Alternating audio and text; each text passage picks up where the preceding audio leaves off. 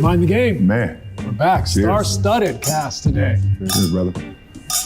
We're happy to welcome the great Luka Dončić. Thank you. What a pleasure. Big time pleasure. Had a Don on to speak about multiple topics. Multiple topics. The most important, I think, is everyone wants to know, like, what's your take on the season finale of White Lotus? What was that? What did you say? I didn't understand. I'm just kidding. Never mind.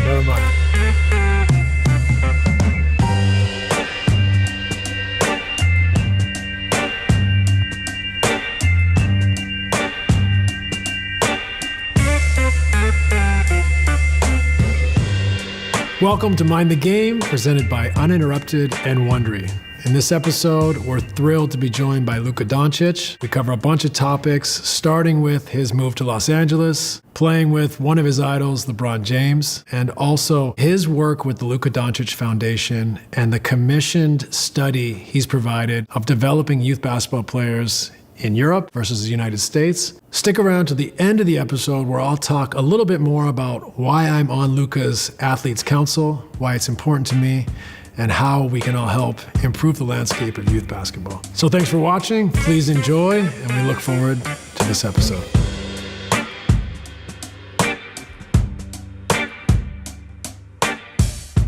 Honestly, this is amazing to have you. Appreciate it. You know, it's usually just the two of us, but we reserved a third spot for the main man. And, you know, really, I think it'd be unfair for the audience if we didn't ask you off the bat what it's like playing together, how you feel playing with LeBron. I know you looked up to him as a kid, and now you guys are teammates. I mean, it's great. You see, I've never played with a guy like this. And, you know, just being traded to here, to LA, I mean, it was different. But just to play with guys like him, like, it's unbelievable. Like, I can learn so many stuff, you know. First of all, off the court, you know, all the things he does just to be ready for the game. And obviously on the court, everybody knows what kind of player he is. What, give me an example of a couple things you've seen, like being around him every day where you're like, he does that? Like, what's he doing over there? Like, is there anything that stands out initially where you're like, wow? Well, first of all, he shows up like 10 hours before the game. So, I mean, that was really the main, like, I was, what? I came into the arena. For he was 22 years? He was already done working out. I was like, what? Yeah. And then what about playing together? Like, you guys are so similar, you know, obviously different stages of your career, but you're so similar the way you see the game, the way you process the game, the way you can, you know, abuse bigger defenders, you can bully smaller defenders, you're both computers, the way you read the game. Like, has it been fun to see someone that you understand the way he thinks and to be able to play off each other? Yeah, you didn't mention the bounce. The bounce? Oh, the jump, yeah. Minus the bounce. Minus the bounce. A lot of similarities. No, it's been great, but just, you know, I still think it's a work in progress. Mm-hmm. You know, when we two are out there, NAR, you know, he's been playing unbelievable. And I think it's just still work in progress. You know, I think we're getting better and better every day. I mean, I think you saw today, or against OKC, you know, it's hard to win here. Number one team in the West for a reason. And we just, you know, we shared the ball. Everybody was getting open shots. So it's work in progress, but we're getting better and better every day. It was interesting. I noticed, you know, OKC, so handsy, athletic. You know, they speed people up. They can't speed them up. Like, what's your take? Were you saying you have no speed? Just don't show it. But you handle all that pressure, and then you can dissect the team. Once that pressure breaks, now you're playing your game. Do you notice sometimes when he's able to just calm things down and take charge? No, like you said, I mean, it's always his pace. Yeah. And it's always been his pace. You know, it's never been a game be like, okay, well, you can speed me up. He can speed me up. Okay, this bigger guy can be more physical. Okay, the smaller guy can get up underneath me. It's like he moves at his own pace. And he's never, ever been on the floor where he's allowed someone to dictate where they're going to put him on the floor. It's always been the opposite, you know? And for us, when we all working off of that, we just got to stay ready. You know, obviously we've seen throughout his career, like there's plays and passes that certain guys that in the league history have ever been able to make, you know, and, you know, for us, we all just have to make sure that we continue to stay ready, especially when you're going against handsy teams, athletic teams that try to speed you up. We always have to keep our head on the swivel because You just never know. Yeah. You just never know when the ball may find you.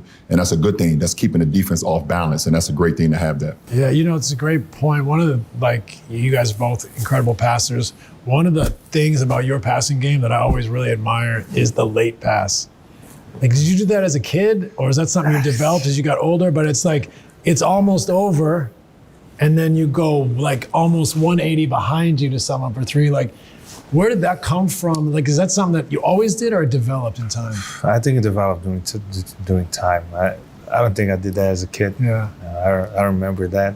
But just, what I always said to my teammates, once I go up, stay in your spot because I know where you were before. Yeah. And then if I don't have any option, I'll pass it to you. Yeah, yeah. But I think it through time, I don't think I did it as a kid. But it's brilliant. I mean, you've made every pass there's been, and you obviously pass over people.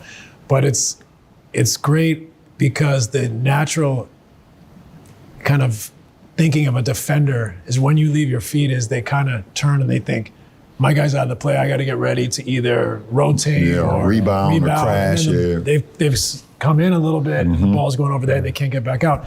So but you can't do that without the vision, but also with your size.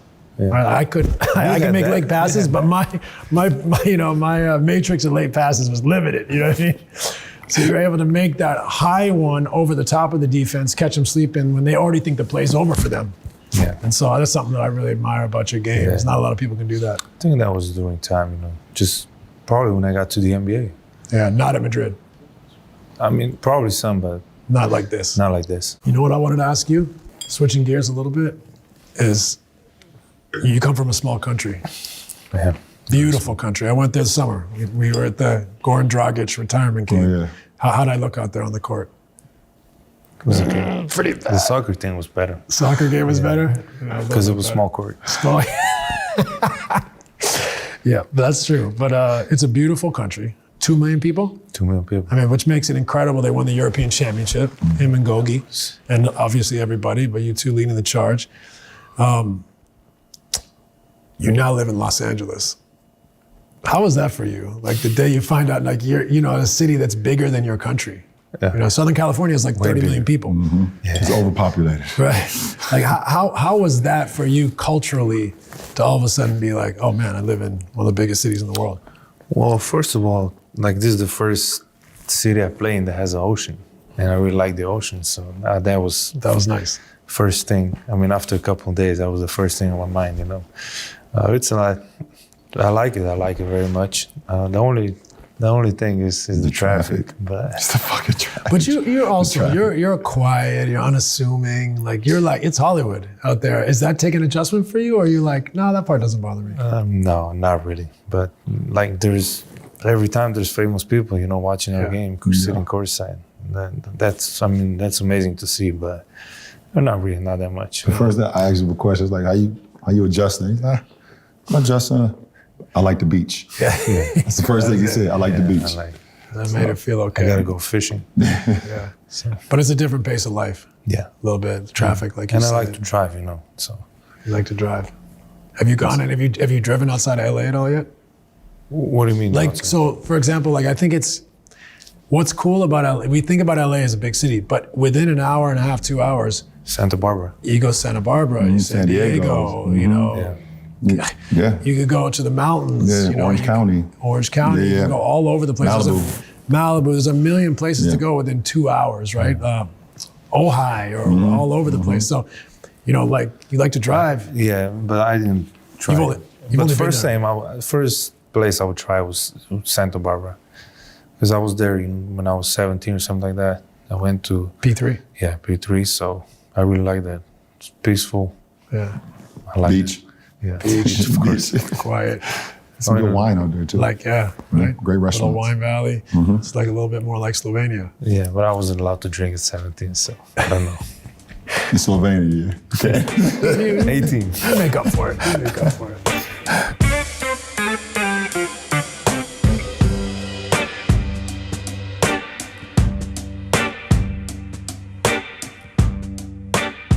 This episode is sponsored in part by American Express. American Express knows that for an obsessive basketball fan like me, the playoffs mean a lot of travel time. Between broadcasting games and catching up with old teammates, I'm on the road almost every week, from Boston to LA and everywhere in between. After all these years, I've learned that the journey is as important as the destination. That's why I've always tried to find a spot to stretch, grab a coffee, and get my mind right before heading over to the arena. Fortunately, there's a card that makes every part of that journey better. With Amex Platinum, you earn 5 times membership rewards points on prepaid hotels and flights booked through AmexTravel.com on up to $500,000 on flight purchases per year. Plus, you get access to the Centurion Lounge, which makes travel that much more enjoyable. That's the powerful backing of American Express. Terms apply. For more information, visit americanexpress.com/travel.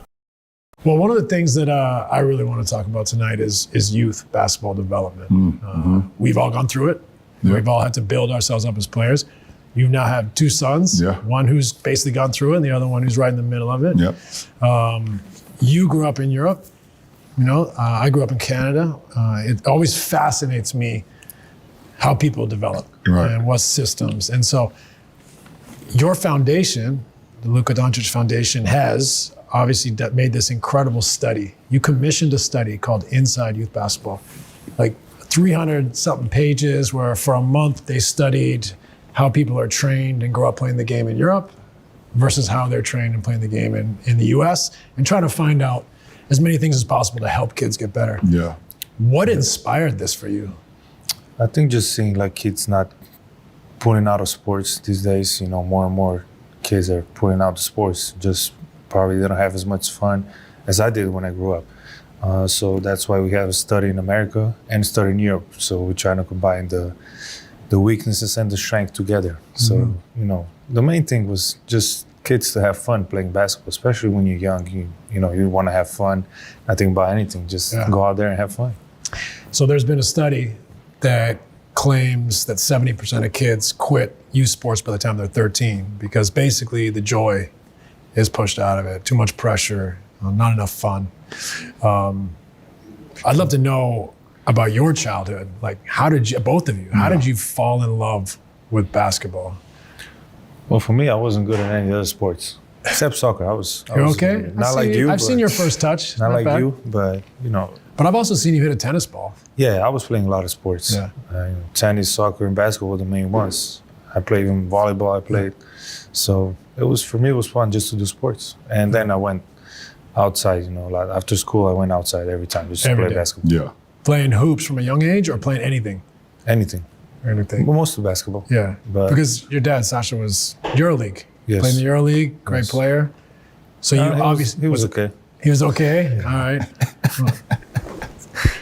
Just making sure. But that's also like my dad was a soccer player, so I grew up playing in the backyard playing soccer. It must have had an influence on you. Yeah, for sure. Like I went to his games. I started like being ball boy. I was a lot of ball boy in EuroLeague games. Yep. I was ball boy for Olympia, so that's how I used my time to just get on basketball. They let us game before the game, halftime, and after the game. I was just shooting. And what about you, LeBron? Like, what was the first moment when basketball came into your life and you're like, I love this? Yeah. I don't know the exact moment, but I think I was able to watch it. When I got to see some of the greatest that played the game, I was inspired by them. Like I was inspired by MJ and inspired by Anthony Penny Hardaway and Grant Hill and those guys.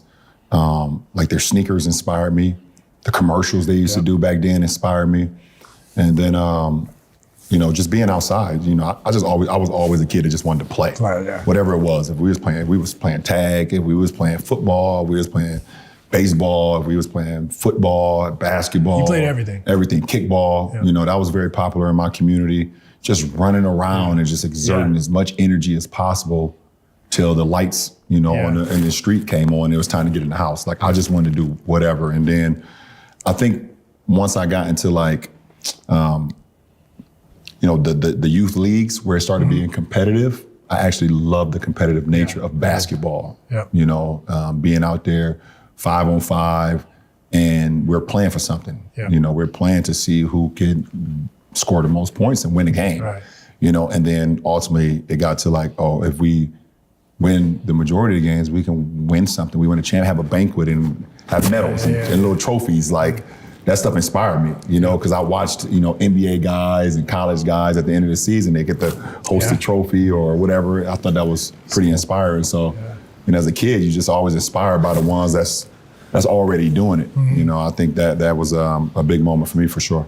It's funny you said the commercials. Like, I didn't really start playing hoops till I was about 13. Like, played hockey, soccer, baseball, lacrosse, all sorts of stuff. You're good at soccer and tennis. I saw you. Yeah, you know. You still play tennis. You said a little louder? No, he's Yeah. You still play tennis, yeah, he's good. Still love to play. That's the kid in me that never goes away, right? Like, I still just want to be out there playing. It brings up like you know, I was going to say, though, that like when I was 13, what really got me into basketball was Michael Jordan, the first Air Jordan shoes, commercials for Spike Lee, just like you were saying. Like, that stuff inspires you as a young kid. It's like a fun time to get into the game. But what I heard from both of you that I think is really important is you played informally. For you sure. You weren't playing on the playground. You were playing in the street. You were playing all the time informally. And it leads me to a topic here that I think the study really highlights is that, you know, especially in the United States, youth sports has been commercialized. Youth sports. So like, this is my way of explaining it. You know, when I grew up, you play soccer and hockey in the winter, you play baseball, box lacrosse in the summer. And it costs you like $100 a season for each sport. Well, some entrepreneur, someone says, well, I need to make a business of this, said, well, if I can sell the dream to the family, the little Sarah or Johnny, you know, they might have a chance to go somewhere with this, but they got to commit to this sport for the year at 6, 7, 8. That's the worst thing you can do. Right? So what happens is now the parents are involved. There's a system. They're not playing informally. You know, it leads to personal trainers, strength and conditioning coaches. Like, trying to unpack that and rewind it is like, now we don't, like, how many times do you drive by a park now and see kids playing basketball? Very rare. Not much. Like, your boys just come through the whole system. Like, do they go to the park and play with their friends? Very rarely. Very rarely. You know, they did play outside a little bit, but mostly it's indoors. They didn't. And programmed. And program. And they lived, you know, for the majority of the time, my kids growing up lived in, you know, South Florida and lived in Southern California. So, like, you know, it was no reason for them not to be outside. You know, I get it if they, the majority of the time, grew up in Northeast Ohio where you have 4 seasons and it's hard to get on the outdoor court where it's 6 inches of snow or it's raining crazy. It's not the thing. And like you said, I think not allowing kids to just go out and just, you know, explore all sports, you know, basketball, football, soccer, lacrosse, track and field. Like, me and my guys, we ran track and field as well when we were like super duper young. You know, we played football all the way, American football, all the way through high school, you know. We didn't just cap it at one thing and just did one thing all year round. And I think a lot of kids burn the hell out. You just tell them to do I'm gonna just do this one all year round. I'm just play basketball or just play volleyball or just play soccer all year round. You burn out, you know, at 22, 23, 24, you know, because you've just been doing it since you are younger. 13, 13. They just start, you know, they say, fuck the hell with it. I'm done. I don't even want to play no more. You know, so you know, I don't think putting the cap on these kids being able to, they should be able to just explore, man. Do they still play on the playground in Slovenia? Not much. Even there, it's still more programmed now. It's fascinating to me because I think, like, what happens is that's where we develop the joy, right? It's playing with your friends, not a coach telling you what to do. It's trial and error. And it's like, on the playground, you're allowed to make mistakes and nobody's going to say anything. And I think that's like one of the main points too. And that's where you, like, I think every generation learns from the one before, but you also learn from the playground trial and error. Like, you go and play, you try stuff. It doesn't work. No one says, don't do that. Like, you know, like this late passes, like that develops, you know, things you did at your size that no one did. It didn't do if you weren't handling the ball. You had a coach saying, you're our 4 from the time you're, you know, 10 years old. I mean, I didn't have a basketball trainer until second, third, maybe fourth year in the NBA. Right. Like, my basketball training was just being on the court. Let's just go hoop. Yeah. Let's go hoop. Let's 100%. 5-on-5 or 2-on-2 or 3-on-3 or like a game that we played, when I was growing up, was called 33 or 21. Yeah. Basically, it's one man for himself, and you could be guarded by all your friends. And if I score, I go to the free throw line, I shoot 2 free throws, and I get it back. Yeah. And that's how a lot of creation started with me, being able to dribble around 3 or 4 guys, going behind the back, being able to shoot, getting physical with your friends, so. Yeah, it definitely helped me out a lot. And let me ask you, pose this for you. So you're out there trying to get between 2, 3, 4 guys at your size, or even my size. What is more joyful? Where do you learn? We learn a lot faster through trial and error, or a coach saying, "Here's the cones. No. I want you to cross over, spin." Like that's gone for our kids in a way. Yeah. Right. We don't get that time to just play, to try things, to make mistakes, to play weird games. Right. Yeah. Like you would never go to a skills coach right now and he'd be like, "All right, guys, 21." No. Right? You know what I mean? It's like we got a program, we're going to try to teach. And so what happens is the joy, the creativity comes out of the game. And that's why you get kids quitting at 13, right? Sure. So did you ever have that? Like, did you ever have skills coaches when you were growing up in Slovenia, or just your coach? Not really, just my coach, yeah. It's crazy. I don't think like skill coach existed. Yeah. I was born in 90s still, so. 99. I mean, but like. It's still 90s. Barely. Oh my God, he was born in 99. That's crazy. 99. I just got instantly sleepy when he said he was born in 1999. I was your age in 99. That's crazy. You noticed the grays, but it is, it's not everything's bad, right? Like I'm not here to say that everything's bad. No, Some for things sure. get better and better and better. We know more about the body. We know more about a lot of things nowadays, but I do think that the commercialization has really made it less joyful, less creative, right? And then you don't have the social aspect as much. Right. Yeah. It's like the pressure the system puts on a parent, like, I can't take this away from my kid. I got to give him this chance. Instead of the kid being like, I'm going to the park to play, or I'm going to go in the backyard. And so I think it makes it complicated. And, I don't know how we kind of add that piece back into this puzzle where kids are playing informally. I don't know, like maybe this is what you're going to try to do. That's what we're trying. Like I say, the way I grew up was just going after school, go on the court, and then go to practice. So I was outside a lot. I even tried the skateboarding. They built a new skate park when I was playing basketball. Yeah, so I even tried that. No.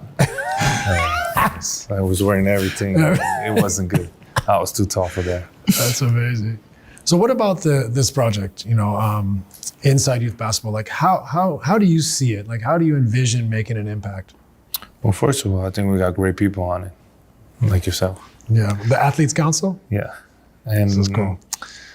Just like we got people that grew up in different places playing basketball. So you grew up in Canada, Steph grew up in US, Dirk grew up in Germany, I grew up in Slovenia and Spain. So we're just trying to combine everything, like everything together, see the weaknesses, see the strengths. So just combine everything and let the kids have fun. That's the most important part. Let them have fun like I had when I was growing up. Yeah, it's a great concept. I mean, how can we put our heads together and like I said, a lot of what we're doing, and I'm not trying to disparage all skills coaches. It's just like it's become an economy. It's taken away the informal play.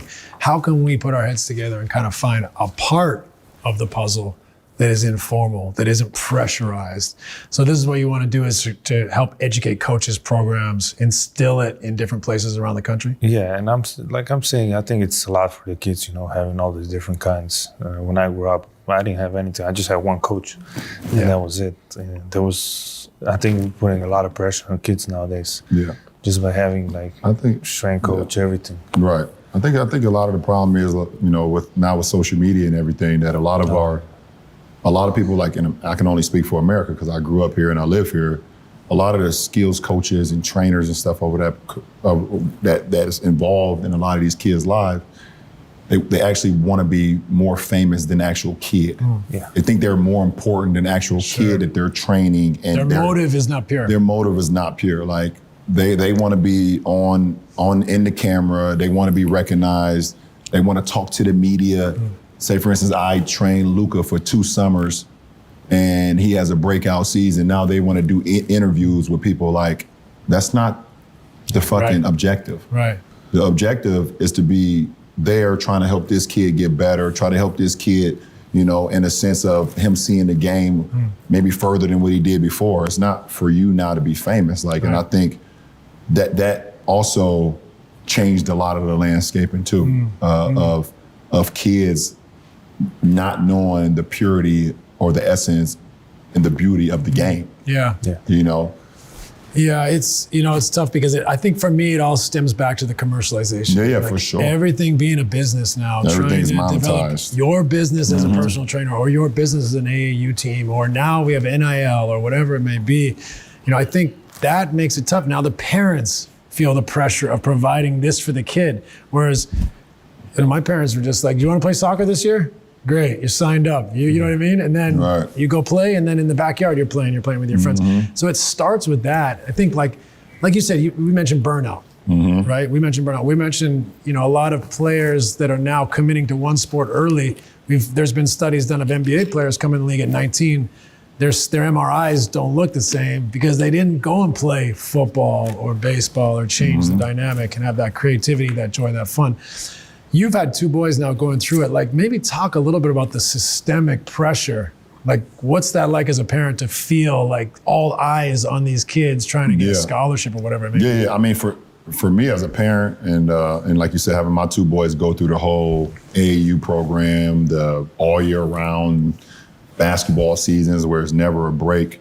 Like, I've made sure that our kids, and my wife included, have always taken a break.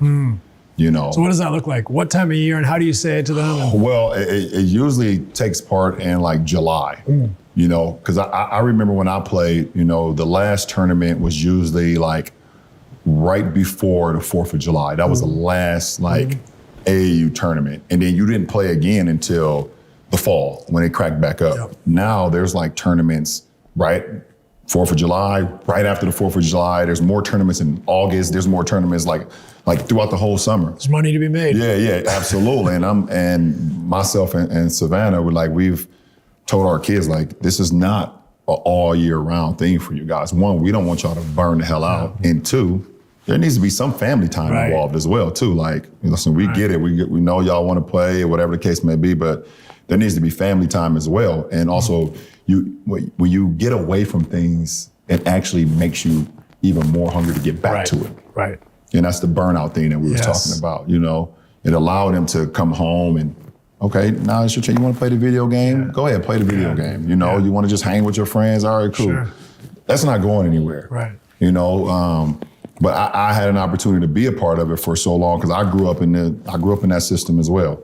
I grew up in the AAU system. I grew up in the tournament system. I grew up in the program system. But I mean, I also grew up going to a 5-star academy, you know, where it was all outdoor basketball all day long. You know, so I grew up in that era as well. Like, and that definitely made us grow a love. If you can be outside on blacktop in the summertime in 95-degree weather, and you can actually see the steam coming up from the blacktop, and you still love it, then you already know that's what it is. You don't need to do that all year round to know that I love that if I came back to it. You know, so, you know, I think we did a great job as far as just making sure, yes, if this is what you want to do, you're committed to it, okay, cool, but also there's no problem with just, you know, taking a little break here and coming back to it. It's no problem at all.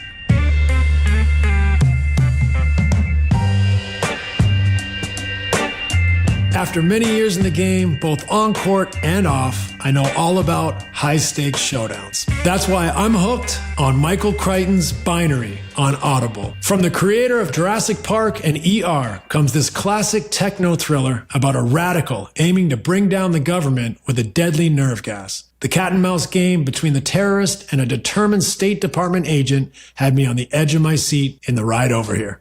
But Audible isn't just about heart-pounding thrillers. From electrifying suspense and daring quests to spine-tingling horror and romance in far-off realms. Audible delivers thrills of every kind on your command. You'll find gripping titles that keep you guessing, exclusive Audible originals, and bestsellers that hook you from the first minute. Ready for your next great adventure? Sign up for a free 30-day trial at audible.com/game and discover what lies beyond the edge of your seat. And now a word from our sponsor, DraftKings. Over to you, Jason. The NBA Finals are almost here and every second counts with DraftKings Sportsbook, an official sports betting partner of the NBA. You're not just watching history, you're betting on it. Now's your shot to get in on the action. Player props, game lines, live bets. This is playoff betting at its finest. New to DraftKings? Bet just $5, and if your bet hits, you'll cash in with $300 in bonus bets. Download the DraftKings Sportsbook app and use code MIND. That's code MIND for new customers to get $300 in bonus bets if your bet wins when you bet just $5. Only on DraftKings, the crown is yours. Gambling problem? Call 1-800-GAMBLER. In New York, call 877-8-HOPE-NY or text HOPE-NY 467-369. In Connecticut, help is available for problem gambling. Call 888-789-7777 or visit ccpg.org. Please play responsibly. On behalf of Boot Hill Casino and Resort, Kansas, 21 plus age and eligibility varies by jurisdiction. Void in Ontario. Bet must win to receive reward. Bonus bets expire 168 hours after issuance. For additional terms and responsible gaming resources, see dkng.co/audio. I hope you enjoyed that conversation with Luka Dončić. Being a part of his Athletes Council for his Inside Youth Basketball study has been a pleasure for me. It's something that's near and dear to my heart. As someone that fought his way all the way through a long career of basketball, it always fascinates me. The landscape that kids have to navigate. How can we help them reach for their dreams? Of course, not all kids are going to make the NBA, but in all sports, kids should have joy, passion, support, belief, systems that allow them to learn the characteristics of teamwork, collaboration, learning how to succeed, fail, growing up at the appropriate times, resilience. There's so many things that sport affords us. And when his study came out and other studies similar that have said that 70% of kids have quit sports by the time of 13 because there's too much pressure in the system. There's not enough joy or fun, not enough childhood involved in youth sports. It's alarming, and it's something that I feel very passionate about, not just from the athlete development component, but from developing the health and wellness of our kids and our communities. Sports is such an incredible tool that offers us a place to learn, to grow, to find out who we are, to make friends, teammates, to collaborate. So many gifts that allow us to succeed in life, whether it's with our families, with our careers, jobs, dealing and navigating with the adversity that we all find in life. These are all things that can really be developed through sport. So when I hear kids are quitting sport, I think it's important for us to really dig deep and find out why kids are quitting and why sport for life is not the goal here, where joy and passion and being able to enjoy the fruits of a childhood, being active, being healthy, being a teammate, having core memories around sport is so important to our communities, to our families, to our kids. So I feel honored, one, to have spoken to Luka deeply about why he commissioned this study, why he wants to affect youth basketball the way he does, and how we can all come together and learn, share best practices, and find a way to be more efficient and effective at helping our youth enjoy sports, whether you're a high performer or whether you're just participating and want to be a part of a team or learn a skill. So important for our communities to give our kids a place to learn, to grow, to fail, to bounce back, and to ultimately succeed in life. So thank you for watching Mind the Game. I hope you enjoyed this episode. Please subscribe if you haven't, and look forward to seeing you next time.